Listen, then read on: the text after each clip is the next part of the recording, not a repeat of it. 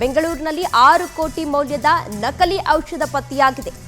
ಆಹಾರ ಸುರಕ್ಷತೆ ಮತ್ತು ಔಷಧ ವಿಭಾಗದಿಂದ ಕಾರ್ಯಾಚರಣೆಯನ್ನು ನಡೆಸಲಾಗಿದೆ. ಬಿಡದಿ ಸಿಕೆ ತಾಂಡ್ಯ ಬಳಿಯ ಫಾರ್ಮ್ ಹೌಸ್ ಬಳಿ ದಾಳಿಯನ್ನ ಮಾಡಿದ್ದು ನಕಲಿ ಔಷಧಿಗಳನ್ನು ಮರು ಲೇಬಲ್ ಮಾಡುವ ದಂಧೆ ಬಯಲಾಗಿದೆ. ಬಹುರಾಷ್ಟ್ರೀಯ ಕಂಪನಿಗಳಿಂದ ಔಷಧಿಗಳ ಮರು ಲೇಬಲ್ ಅನ್ನ ಮಾಡಲಾಗಿದೆ. ಯಾವುದೇ ಪರವಾನಗಿ ಇಲ್ಲದೆ ಅಂದರೆ ಲೈಸೆನ್ಸ್ ಇಲ್ಲದೆ ಕಾರ್ಯವನ್ನ ನಿರ್ವಹಿಸ್ತಾ ಇತ್ತು ಈ ಘಟಕ. ಪ್ರಶಾಂತ್ ಎಂಬ ವ್ಯಕ್ತಿಯಿಂದ ನಕಲಿ ಲೇಬಲ್ ದಂಧೆ ಈಗ ಪತ್ತೆಯಾಗಿದೆ.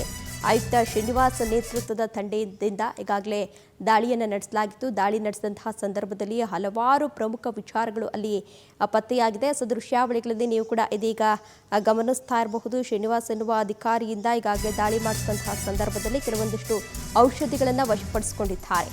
ತೆಲಂಗಾಣ ಹಿಮಾಚಲದಿಂದ ಕಡಿಮೆ ಮೌಲ್ಯದ ಔಷಧಿಯನ್ನು ಆಮದು ಮಾಡಿಕೊಳ್ತಾ ಇದ್ರು.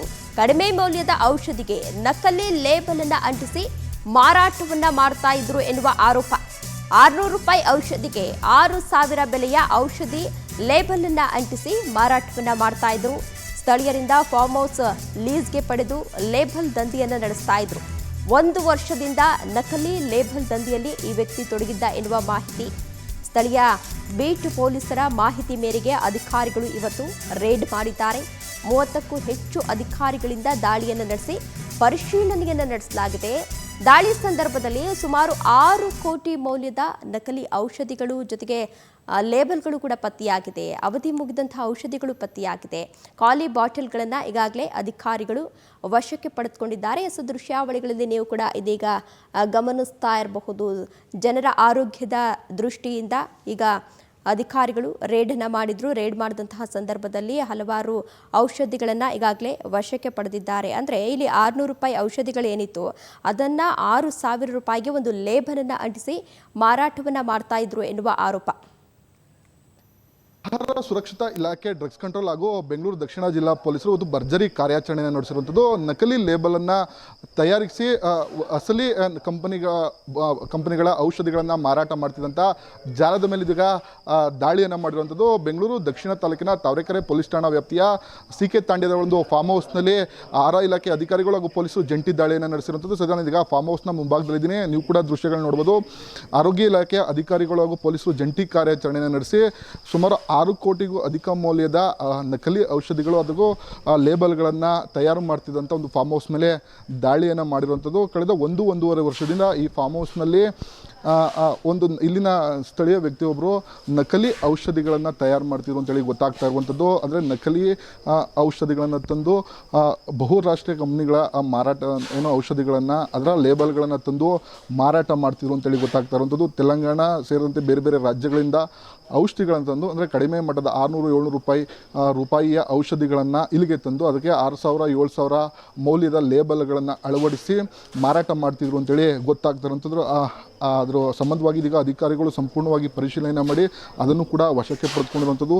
ಸುಮಾರು 6 ಕೋಟಿಗೂ ಅಧಿಕ ಮೌಲ್ಯದ ನಕಲಿ ಔಷಧಿಗಳು ಜೊತೆಗೆ ತಯಾರು ಮಾಡ್ತಿದ್ದಂಥ ಮಿಷಿನು ಸೇರಿದಂತೆ ಲೇಬಲ್ಗಳನ್ನು ಕೂಡ ವಶಕ್ಕೆ ಪಡೆದುಕೊಂಡು ತನಿಖೆಯನ್ನು ನಡೆಸ್ತಾ ಇರುವಂಥದ್ದು. ಅಂದರೆ ಕಳೆದ 1-1.5 ವರ್ಷದಿಂದ ಇಲ್ಲಿ ಅದೇ ಕೃತ್ಯವನ್ನು ಎಸಗ್ತಿದ್ರು ಅಂತೇಳಿ ಗೊತ್ತಾಗ್ತಾ ಇರುವಂಥದ್ದು. ನೀವು ಕೂಡ ದೃಶ್ಯಗಳನ್ನ ನೋಡ್ಬೋದು. ಈಗಾಗಲೇ ಅಧಿಕಾರಿಗಳು ಅದರೆಲ್ಲ ಸಂಪೂರ್ಣವಾಗಿ ಪರಿಶೀಲನೆಯನ್ನು ಮಾಡಿ ಪ್ಯಾಕಿಂಗ್ ಕೂಡ ಮಾಡ್ತಾರೆ. ಅಂದರೆ ಇದು ಬೇರೆ ಬೇರೆ ಆ್ಯಂಟಿಬಯೋಟಿಕ್ ಆಗಿರ್ಬೋದು, ಜೊತೆಗೆ ಔಷಧ ICUಲಿ ಇದ್ದಂಥ ರೋಗಿಗಳಿಗೆ ಕೊಡ್ತಿದ್ರು ಅಂತೇಳಿ ಗೊತ್ತಾಗ್ತಾ ಇರುವಂಥದ್ದು. ಆ ನಿಟ್ಟಲ್ಲಿ ಈಗ ಎಲ್ಲವನ್ನೂ ಕೂಡ ವಶಕ್ಕೆ ಪಡೆದುಕೊಂಡು ಸಂಪೂರ್ಣವಾಗಿ ಇದನ್ನು ತನಿಖೆ ಮಾಡಬೇಕು. ಜೊತೆಗೆ FSL ಕಳಿಸುವಂಥದ್ದು, ಜೊತೆಗೆ ಇದನ್ನು ಎಲ್ಲೆಲ್ಲಿ ಮಾರಾಟ ಮಾಡ್ತಿದ್ರು ಅನ್ನೋದ್ರ ಬಗ್ಗೆ ಕೂಡ ಮಾಹಿತಿನ ಕಲೆ ಆಗ್ತದೆ. ಸದ್ಯ ನಮ್ಮ ಜೊತೆ ಆಹಾರ ಸುರಕ್ಷತಾ ಇಲಾಖೆ ಡ್ರಗ್ಸ್ ಕಂಟ್ರೋಲರ್ ಆಯುಕ್ತರಾದಂಥ ಶ್ರೀನಿವಾಸ್ ಅವರು ಇದ್ದಾರೆ. ಅವನೇ ಕೂಡ ಮಾತಾಡಿಸುವಂಥ ಕೆಲಸ ಮಾಡೋಣ.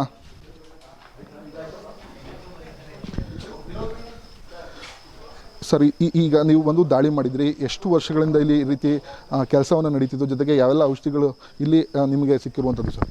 ಅಲ್ಲ, ಎಷ್ಟು ವರ್ಷದಿಂದ ಅನ್ನೋದು ಗೊತ್ತಿಲ್ಲ. ಈಗ ಒಂದು 4.25 ಕೋಟಿಯಷ್ಟು ಸಾಮಗ್ರಿಗಳು ಸಿಕ್ಕಿದೆ. ಇದು ಏನಂದರೆ ಬೇರೆ ಕಂಪ್ನಿಲಿ ತಯಾರಾಗ ಮೆಡಿಸಿನ್ಸ್ ತಗೊಂಡು ಬಂದ್ಬಿಟ್ಟು ಫೈಸರ್ ಅನ್ನೋ ಕಂಪ್ನಿಗೆ ಲೇಬ್ಲಿಂಗ್ ಮಾಡಿಬಿಟ್ಟು ಮಾರಾಟ ಮಾಡ್ತಿದ್ದಾರೆ. ಸರ್, ಅವ್ರಿಗೆ ಎಲ್ಲಿ ಸಿಕ್ತಿತ್ತು ಈ ಔಷಧಿಗಳು? ಎಲ್ಲಿಂದ ಇಂಪೋರ್ಟ್ ಮಾಡ್ಕೊಂಡು ಬರ್ತಿದ್ರು ಅಂತೇಳಿ? 2 ಕಂಪ್ನಿ ಹಿಮಾಚಲ್ ಪ್ರದೇಶಲ್ಲಿದೆ, ಒಂದು ತೆಲಂಗಾಣಲ್ಲಿದೆ. ಈಗ ಸದ್ಯ ನೋಡಿರೋದು ಇದರಲ್ಲಿ ಭಾಳ ಪ್ರಮುಖವಾಗಿ ಸರ್, ಈ ಸಿಕ್ಕಿರುವಂಥ ಔಷಧಿಗಳನ್ನು ಯಾವುದಕ್ಕೆ ಕಾಯಿಲೆಗೆ ಬಳಸ್ಕೊತಿದ್ರು ಅನ್ನೋದ್ರ ಬಗ್ಗೆ ಮಾಹಿತಿ? ICUಲಿ ಇಂಜೆಕ್ಷನ್ ಇದು ಮಾಡ್ತಾರೆ, IP ಇಂಜೆಕ್ಷನ್ ಇದು ಮಾಡ್ತಾರೆ. ಬಹಳ ಪ್ರಮುಖವಾಗಿ ಸರ್ ಕಳೆದ ಒಂದೂವರೆ ವರ್ಷದಿಂದ ಮಾರಾಟ ಮಾಡ್ತೀವಿ ಅಂದರೆ ಸಾಕಷ್ಟು ಕಡೆಗಳಲ್ಲಿ ಇದರ ಮಾರಾಟವನ್ನು ಮಾಡಿಲ್ಲ ಅಂದರೆ ಇದರ ಇಂಪ್ಯಾಕ್ಟ್ ಅಥವಾ ಇದರಿಂದ ಆಗುವಂಥ ಅನಾನುಕೂಲ ಆ ರೀತಿ ಏನಾದರೂ ಹೇಳೋದಾದ್ರೆ ಸರ್? ಇಲ್ಲ, ಅನಾಹುತ ಅಂದರೆ ಏನಾಗುತ್ತೆ, ಈಗ ಕೆಮಿಕಲ್ ಕಾಂಪೋಸಿಷನ್ ಸೇಮ್ ಇರುತ್ತೆ, ಬಟ್ ಪ್ರೈಸ್ ಡಿಫ್ರೆಂಟ್ ಇರುತ್ತೆ. ಈಗ ಒಂದು ಇಂಟರ್ನ್ಯಾಷನಲ್ ಪ್ರಾಡಕ್ಟ್ಗೂ ಲೋಕಲ್ ಪ್ರಾಡಕ್ಟ್ಗೂ ವ್ಯತ್ಯಾಸ ಇರ್ತದೆ. ಅಂದರೆ ಇದರಿಂದ ನಮಗೆ ಕೆಮಿಕಲ್ ಕಾಂಬಿನೇಷನ್ ಅದೇ ಇದೆ, ಅದನ್ನು ಆ ಕೆಮಿಕಲ್ ಕಾಂಬಿನೇಷನಲ್ಲೇ ಫೈಸರ್ ಹೆಸರಲ್ಲಿ ಮಾರಾಟ ಮಾಡ್ತಿದ್ದನ್ನು. ಈಗ ವಶಕ್ಕೆ ಪಡ್ಕೊಂಡಿದ್ರಿ, ಇದರ ತನಿಖೆ ಯಾವ ರೀತಿ ಇರುತ್ತೆ, ಜೊತೆಗೆ ಇದನ್ನು ಪರಿಶೀಲನೆ ಮಾಡುವಂಥದ್ದು ಅದು ಯಾವ ರೀತಿ ಇರುತ್ತೆ ಅಂತ? ಈಗ ನೆಕ್ಸ್ಟು ಇದು ನಮ್ಮಲ್ಲಿ ಡ್ರಗ್ ಆ್ಯಂಡ್ ಕಾಸ್ಮೆಟಿಕ್ ಆ್ಯಕ್ಟಲ್ಲಿ ತಗೋತೀವಿ. ಇದು JMFC ಕೋರ್ಟ್ಗೆ ಕೇಸ್ ಫೈಲ್ ಮಾಡ್ತೀವಿ. ಈವನ್ ನಾನ್ ಬೈಲಬಲ್ ಇದೆ, ಸುಪ್ರೀಂ ಕೋರ್ಟ್ ಆದೇಶ ಇದೆ ನಾನ್ ಬೈಲಬಲ್ ಮಾಡಬೇಕು ಇಂಥ ಸ್ಪೂರಿಯಸ್ ಡ್ರಗ್ಸ್ಗೆ ಅಂತ. ಸೊ ಅದನ್ನು ಮಾಡ್ತೀವಿ.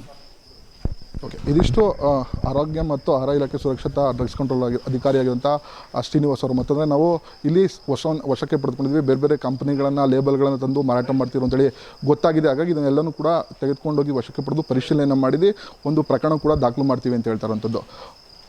ರಾಮನಗರದಿಂದ ಪ್ರವೀಣ್ MH, ಪವರ್ TV.